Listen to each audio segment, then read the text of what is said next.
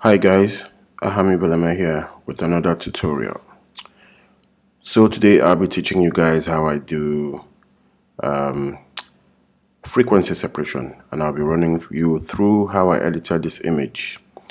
Basically how I went from here to here. Okay, so the beauty image. The makeup was done by my wife, Tia Lamont Beauty, an amazing makeup artist, and yeah, let's dive into it. Right, so the first thing I want to do is crop. Again, I'm going to use my 4x5 or 8x10 Instagram crop and just get a really nice looking crop. So there. Yes? Okay. Next thing the next thing I'm going to do is clean up the image. So clean up, take off lines, stray hairs, eye bags, blemishes, spots, and anything that I see as distracting in the image. I want to clean up.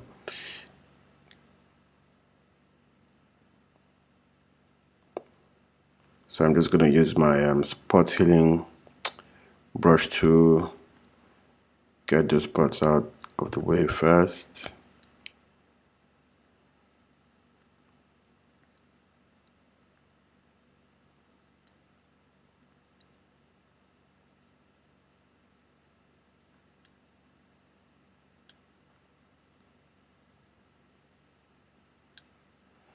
And then I'm just going to get the stray hairs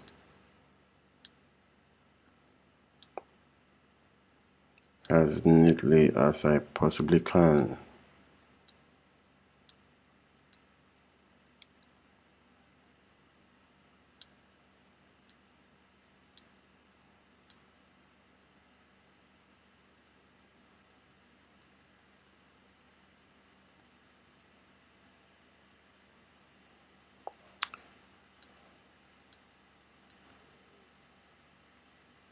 All right.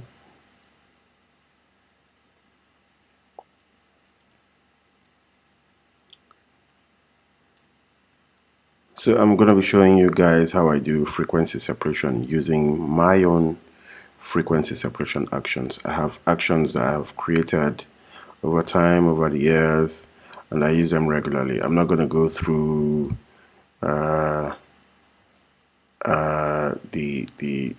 nitty gritty of how the frequency separation technique works. I'm just going to show you how to use my actions, because I'm going to be giving you guys my actions. It's going to be included in your folder or the folder, and I'll show you guys how to use it. It's really simple to use. You just click and let it run, and then you select your brush, and that's it.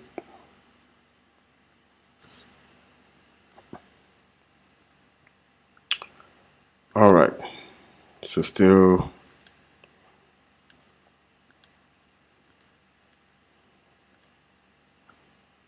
just taking out stray hairs,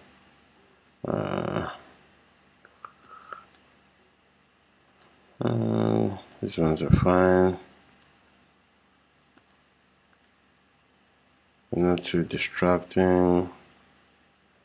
I'll just take out some of these ones. You can skip this bit, you can fast forward if you're too bored to follow along here, or you can just stay with us.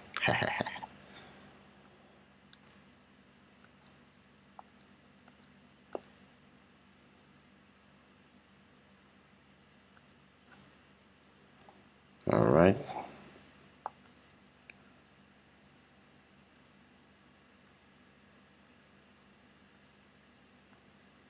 Okay.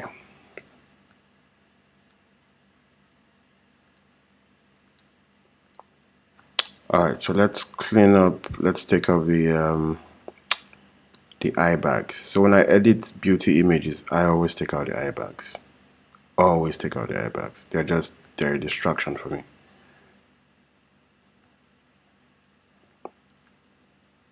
Oh, sorry guys. So to do that, I simply selected my the patch tool and I circled and just pulled down to an area that I wanted to replace the eye bag area with. I don't have a duplicate layer to show you guys the before and after. I typically just go in and work on the first layer, and this is because I've done this over time, so I'm a bit of an expert. I'm a Photoshop guy, if you will. So I know that this is not where I'm going to be making mistakes. So I'm fine working on the first layer or on the background layer. Sorry. All right. Excuse me. That looks pretty neat. Because I know that when I get to doing frequency separation, it's gonna even out all of those areas. Okay. All right. So next thing I want to do is clean out this wig. I don't know what this thing is called. The wig thingy. So I'm just gonna blend it in with the with her skin so that it looks like you have you can tell that so that it doesn't look tacky is what I'm trying to say. Okay.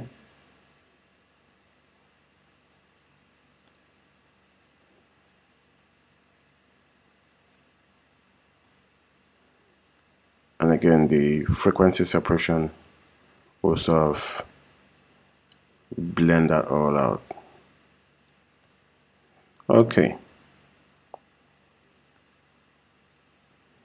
Looks good enough for me. So you can see I'm just moving, between, the spot tool and the patch tool. The spot tool, the spot healing brush tool, sorry, I use in taking out spots, and then the patch tool I use in taking out lines, anything that has to do with lines, like the eye bags, smile marks, the wig thingy around here. I typically just use the patch tool. Because the thing with Photoshop is there's a million and one ways to do one particular thing. You just have to find out how to do it, whatever you're looking to do. You just have to find a way to do it quicker and more efficiently. And I found that over time, these are the guys that do the trick for me. Okay, so the next thing I want to do is clean out this stray hair. And I use a simple technique. Okay, I just select my brush tool, and especially when I have like a plain colored background like this, it's easier to do this technique. So I'll select my brush tool, set opacity to 100, flow to 100. I'll hold Alt and click on an area close to the stray hairs I'm looking to take out, and I'll just brush.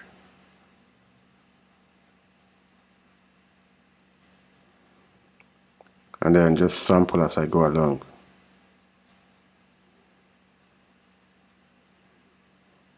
Now we can see that there's a different, coloration between there and there, but that's not a problem. I'll show you how I fix that. I'm just making sure I'm getting, a clean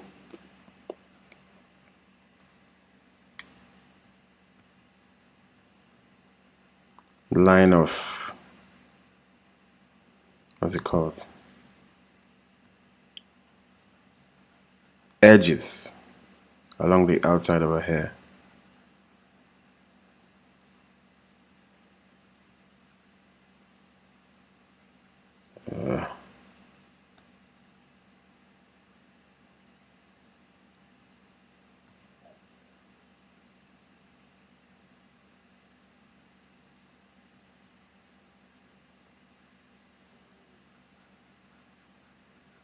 Yep. All right. So to clean out, to even the background, I'm just gonna go back and select my patch tool. I'm gonna highlight there like so, and then I'll just pull it there. And see, it's gone. It's evened it out. So I'll select that part and put it there, and it's gone.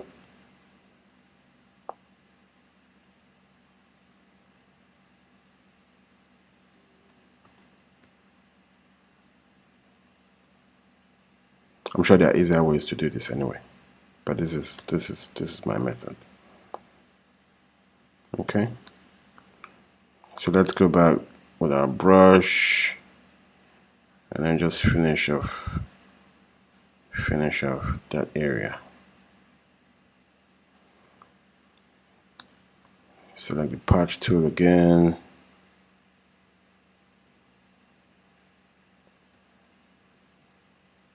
There we go. Yes, yes, yes. Good, good, good.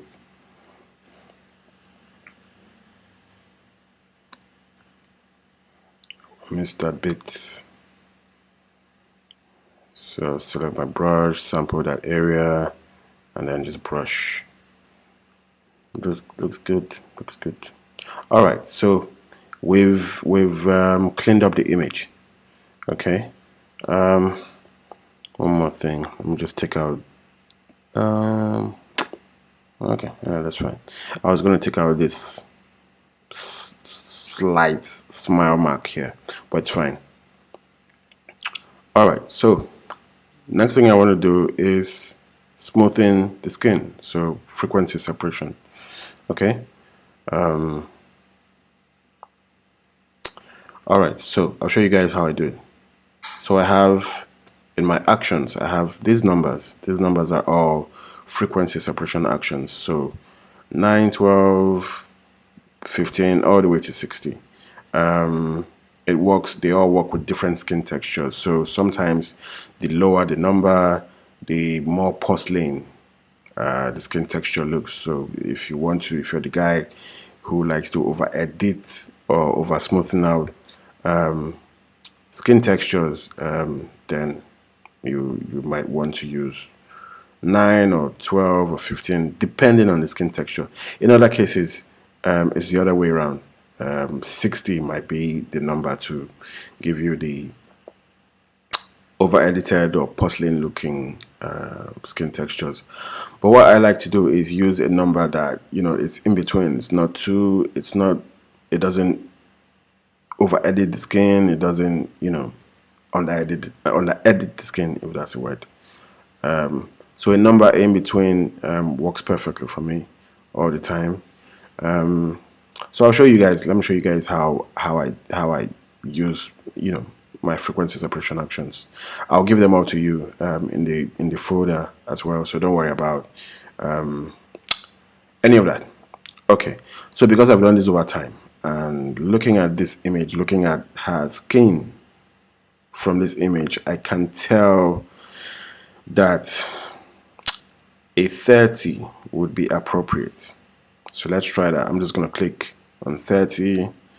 Photoshop is going to do it. Jazz, Mataz, and it's going to bring out 3 layers here. Okay, so it's 3 layers. The middle one is turned off. Like I said, I'm not going to go through the nitty-gritty of how frequency separation my technique works anyway. There are so many techniques for frequency separation. Some people use the clone stamp tool. Some people use, I don't know. My method is really, really simple and it's really quick and it's very, very efficient. Okay. All right, so we have 3 layers, and on the topmost layer we have a black mask. So all I'm going to do from here on out is select my brush. A general rule of thumb in Photoshop is when working with masks, layer masks, is if you have a black mask here, your foreground color here should be white, so it should be alternate colors. Okay. All right, so we've selected our brush, and we're just gonna go in and, with the opacity set to 100 and flow set to 100, I'll just increase the size of my brush a little bit, and then I'll go in and brush.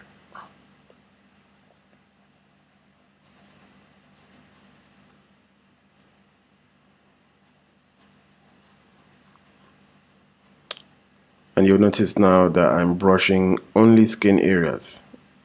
So it's for skin retouching only. Okay. You don't go brushing into the hair. If you do that, that's what you get.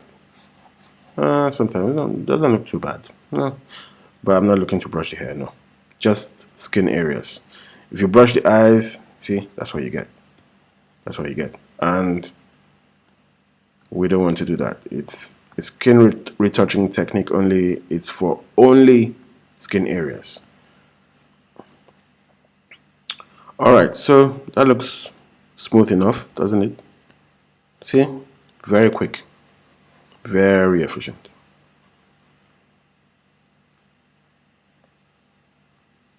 So I'm just gonna go on and brush her chest area here. See, I guessed right with the number that I used, the 30.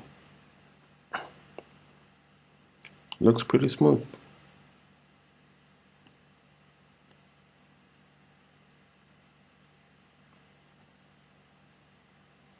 Okay, so that's frequency separation, and that's how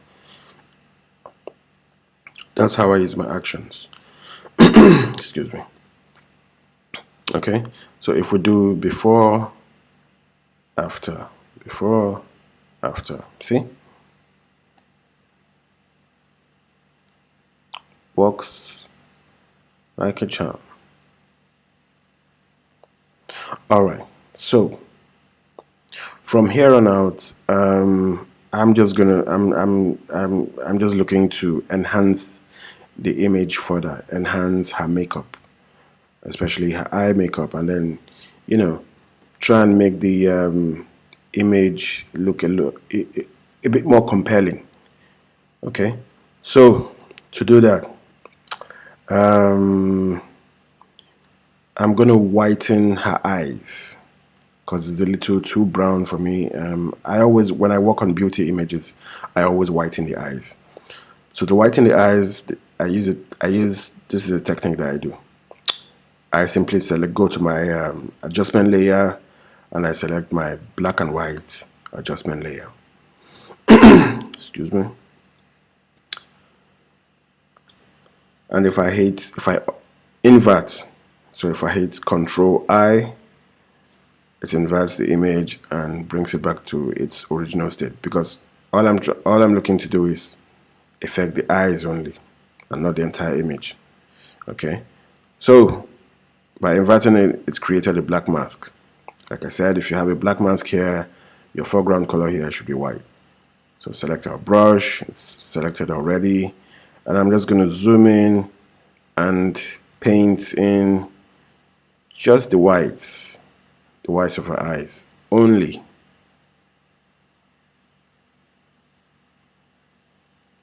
Okay.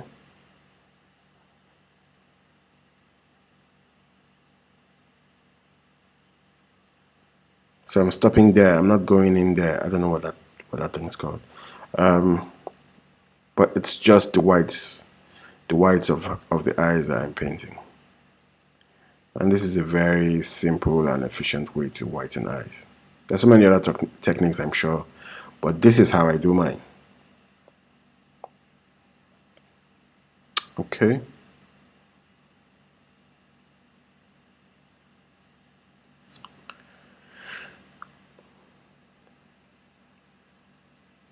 All right.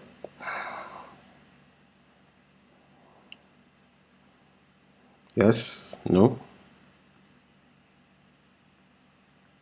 Before, before, after, before, after. Alright, so I think her eyes look a little too white. So I'm just gonna reduce the opacity here to, yeah, so say 80. Okay, before, after, that looks good. Alright, next thing I'm gonna do is enhance her eye makeup. So I'm just gonna merge my frequency separation layers. So I'll click on the first one, hold shift, click on the last one to select all three layers, and then I'll merge them. Short key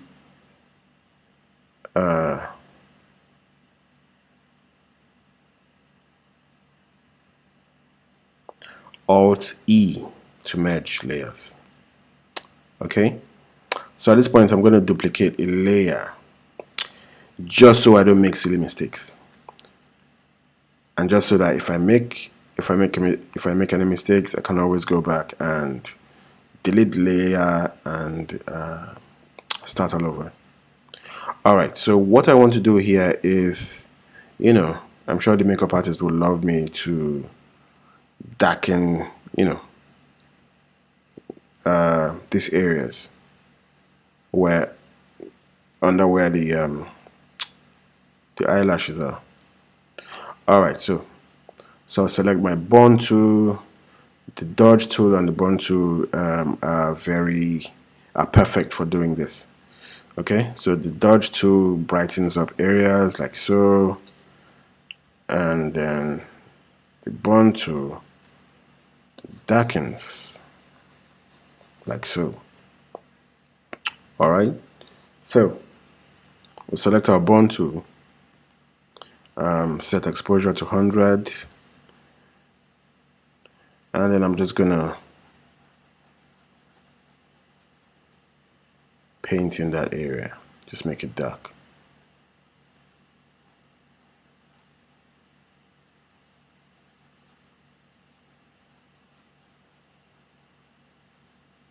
Okay, and then I'm gonna paint in the lashes as well, just to sort of make them a bit more pronounced.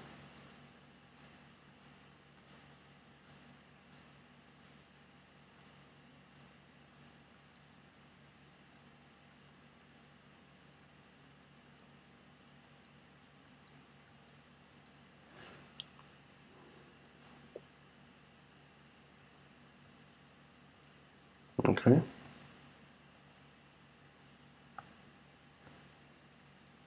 Let's get these ones down here.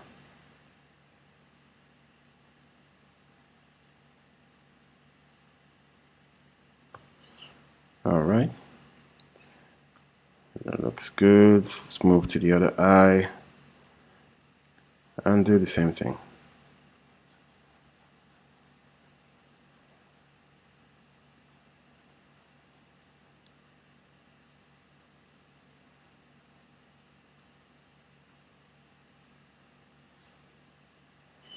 All right.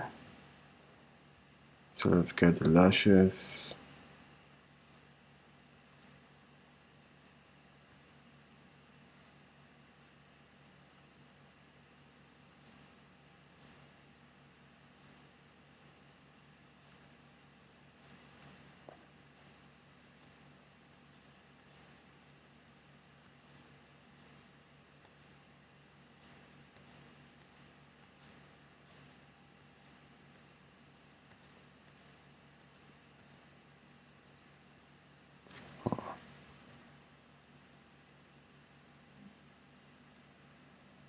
Okay.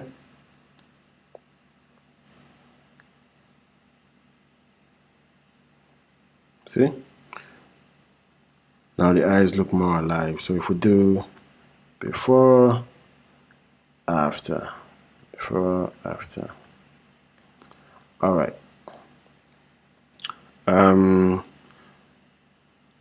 So a lot of the times I like to do something else, which is still with my bond tool. I'm just going to take that down, take the exposure down to 30, and then I'll just simply do that. Okay, let's go back up to 50 thereabout.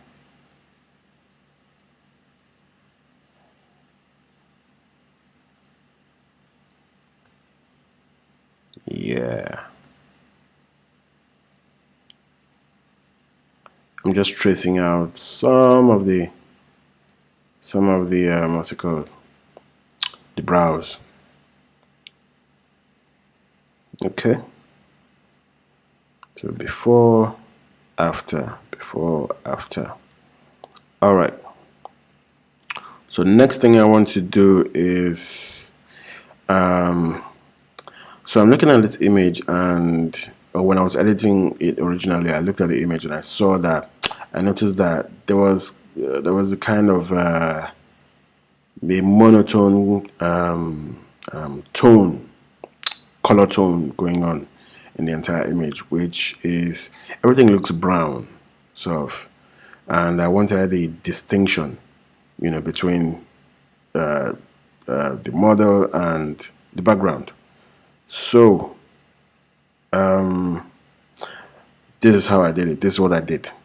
I created another black and white layer, turned everything black and white, and I just simply painted in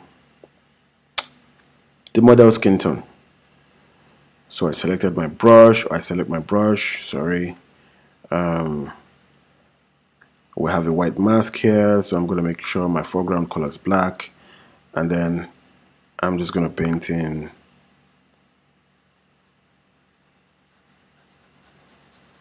her skin.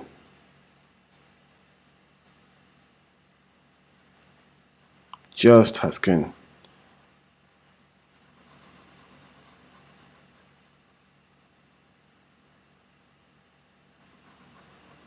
Okay. Again, I'm sure there are simpler ways to do this. This is how I do it.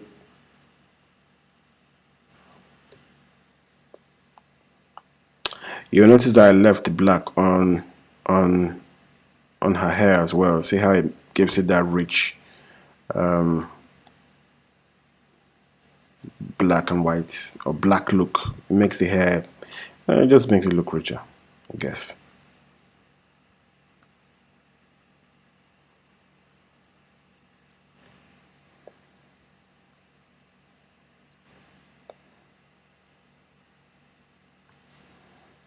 Okay.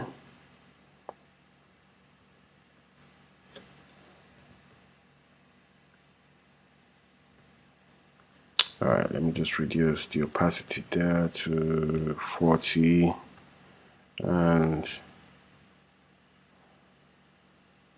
get that little, yeah.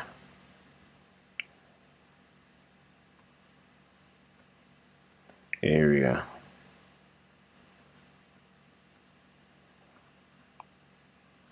Okay. So I'll go back up and get that skin area that I painted into.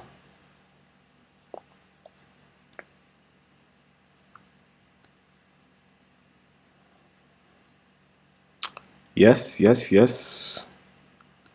All right, so final thing I want to do to this image is desaturate her skin tone a little bit. She's looking a little too orangey, and I don't like that. So this is another technique that I do a lot to desaturate the skin tone. I'll use the color lookup.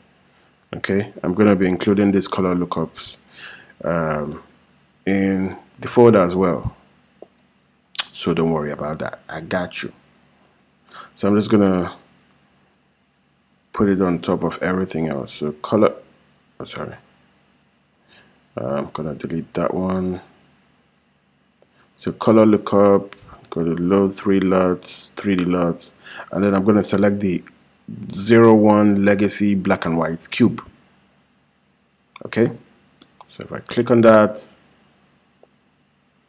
gives it this rich, high fashion, if you will, black and white look. But that's not what I'm looking to do. I'm just gonna reduce the opacity to 30%, and voila, I love that skin texture. Skin tone, sorry. Okay, let's see if we go down to 20. Yes, no, actually, let's do 25. Aha, that's perfect. Okay, right, and that's it. That's how I edited this image. Let's do add a little dimension to the image. So let's do a little, I don't do dodge and burning a lot, but for the sake of this tutorial, I'll show you how I do that. So I'm just going to select my dodge tool and set that to 100. Okay, and then just do that. So I'm just brightening up some areas of the hair and just giving it that, dimension. So I'll select my bond tool, set that to 100 as well, and then just, darken those areas.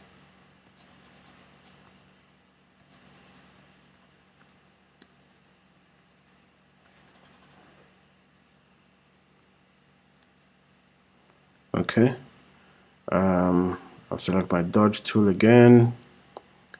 I'll reduce my exposure all the way to 10.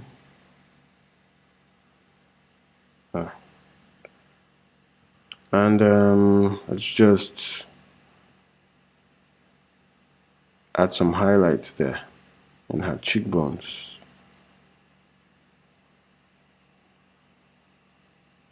Yes, no, and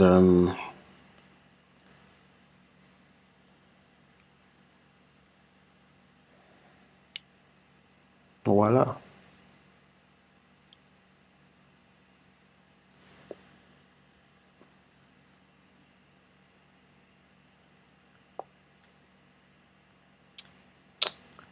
Let's see if we can reduce the exposure on her face a little bit. So I'm going to use my curves tool, and I'm just going to click in the middle there and pull it down a little bit. That's too much. So somewhere around there. So if we do before, after, that's perfect.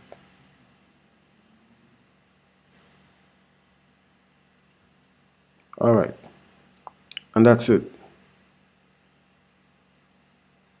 That's the final image.